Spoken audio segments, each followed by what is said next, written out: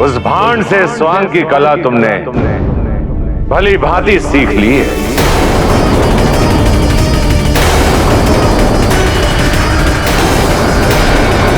सती प्राचीन कहावत है, नीच की संगति में उच्च कोटि के लोग भी नीच जैसा व्यवहार करने लगते हैं। बस स्वामी बस, मैं आपसे विनती करती हूँ, वो जा रही है, उसे जाने दीजिए स्वामी, उसे जाने दीजिए। प्रजापति,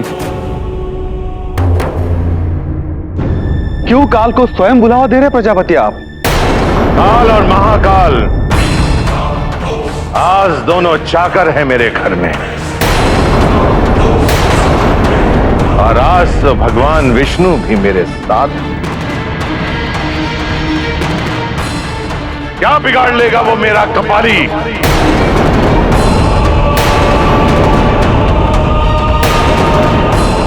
पाखंडी, विचरण करने वाला वो मूर्ख।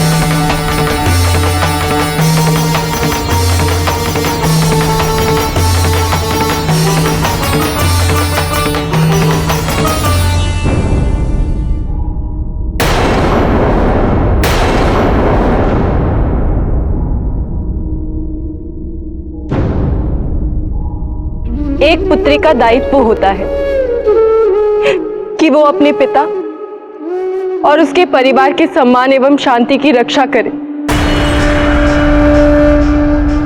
आपके सम्मान और इस यज्ञ की शांति के लिए मैंने यहां से वापस जाने का निर्णय लिया है।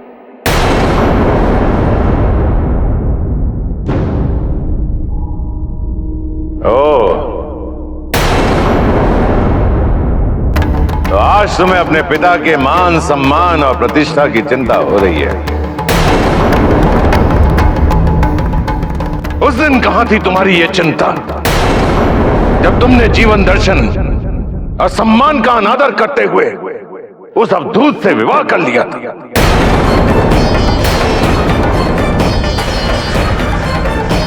कहां थी तुम्हारी ये चिंता, जब तुमने शिव को अपना जीवन साथी बनाया था? सदैव मैंने अपने पवित्र समाज से उस जंगली शिव को दूर रखा।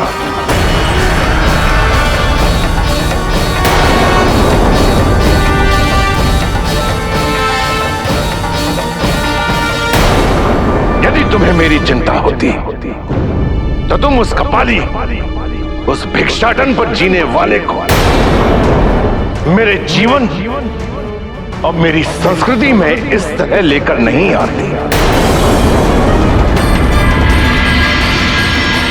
क्या सोचकर, किस अपेक्षा पर तुम यहां चली है कि तुम्हारे अनुरोध पर मैं उस पाखंडी को निमंत्रित करूंगा,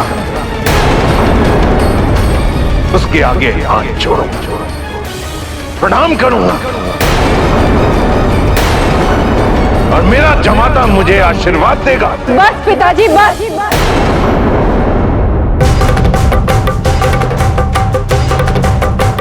आपके सम्मान की रक्षा करके मैंने पुत्री धर्म का पालन किया है। अब पत्नी धर्म के नाते मैं उनके सम्मान, उनकी प्रतिष्ठा को धूमिल नहीं होने दूंगी।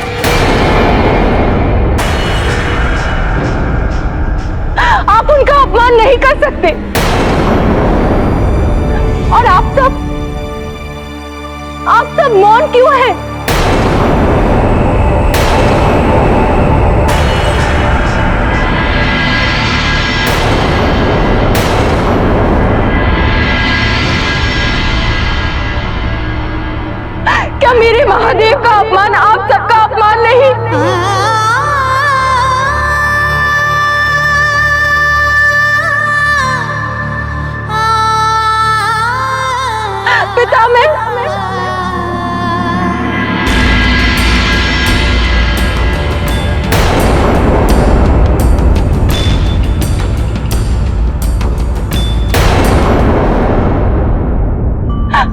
सृष्टि करता है। इस लोक में चराचर जगत अजगत सब ब्रह्मा विष्णु महेश से ही है। तो आपने अपने समक्ष महादेव के अपमान की अनुमति कैसे दे दी? आज मुझे उत्तर की अपेक्षा है पितामह, मुझे उत्तर दीजिए।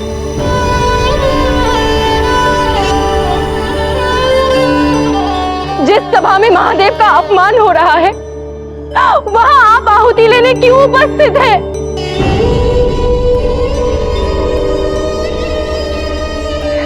या आपका उत्तरदायित्व आपके पुत्र प्रेम के आगे पराजित हो गया? हाँ पुत्री सती, पराजित हो गया है तुम्हारा पितामह। आज अपने ही बनाए गए नियम के बंधन में जकड़ गया हूं मैं सती, जकड़ गया हूं मैं।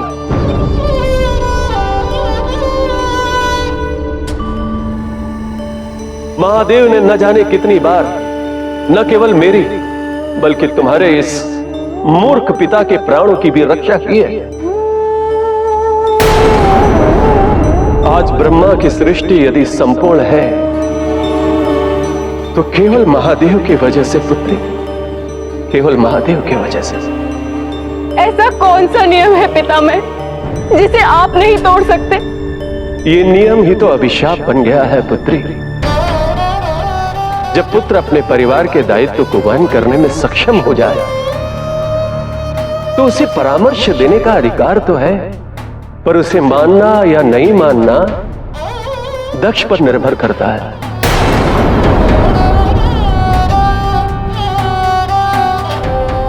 कितना ही समझाया मैंने पुत्री, पर दक्ष का अहंकार उसकी विवेक बुद्धि का नाश कर दिया है।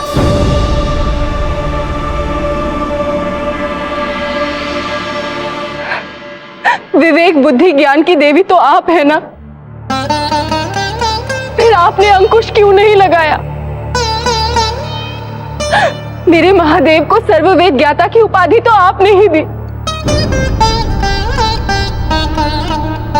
और आज जब भरी सभा में उनका अपमान हो रहा है तो आप मौन क्यों बैठी हैं? वेद क्या समस्त ज्ञान के एकमेव आधार है दक्षिणामूर्ति महादेव।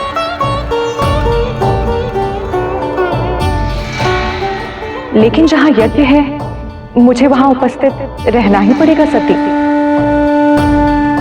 मेरी इच्छा हो या ना हो मुझे क्षमा करना सती। मेरा अनुरोध है आप वापस कैलाश पर लौट जाएं। अब मैं नहीं लौटूंगी। जिसे सारी सृष्टि पूछती है उनका इस तरह अपमान किया जा रहा है और आप सब मौन हैं।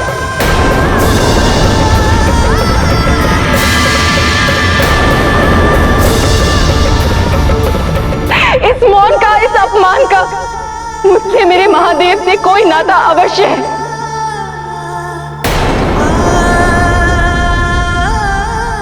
उस नाते को, उस संबंध को समझे बिना कैसे लौट जाऊं? एक भगवान और एक मनुष्य के प्रेम के बीच में वो कौन सा धागा है जिसे स्वयं भगवान विष्णु भी सुलझा नहीं सकते?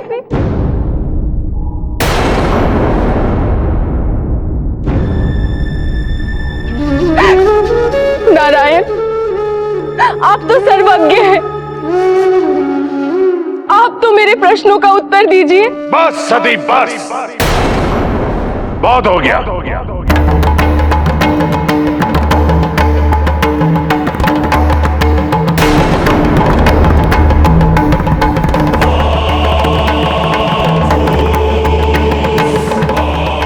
तुम अपनी मर्यादा का उल्लंघन कर रही हो।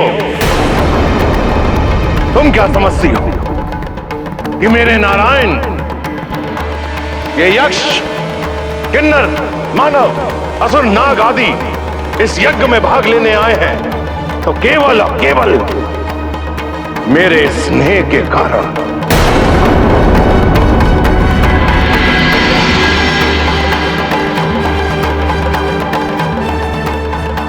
तुम्हें क्या लगता है कि पिता ब्रह्मा और भगवान विष्णु